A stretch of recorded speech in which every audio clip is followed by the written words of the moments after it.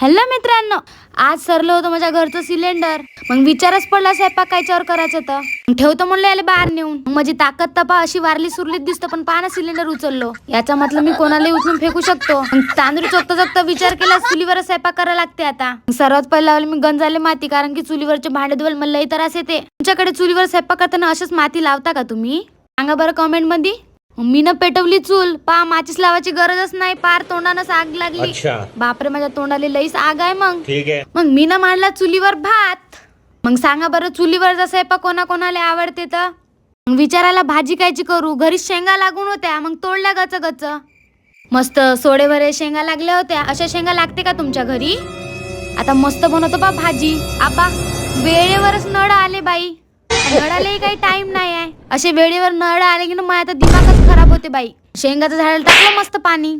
आहा, अशा ताज्या ताज्या शेंगाची भाजी खायला मस्तच मजा येते. काय का विसतो हा 10 वेळा बारू बारूच जाते, पण माझ्या तोंडाला लई आग आहे. लावलं विसतो. मग टाकले कांदे, मग टाकले मिरच्या, मग टाकलं जिरं. मस्त गदा गदा शिजू दिली बाई भाजी. काही राव म्हणा, चुलीवर स्वयंपाक बनवायची वेगळीच मजा येते. हो, थोडसा नाका तोंडात धुवा जाते बरं, पण काही नाही होत. वास्त बळी येऊन राहिली, तुम्हाला येऊन राहिली का? म्हणलं भाजी शिजत आहे तर एक भांडे घासून देतो. हे पोरगी आली पा, मस्त गोष्टी सांगत होती.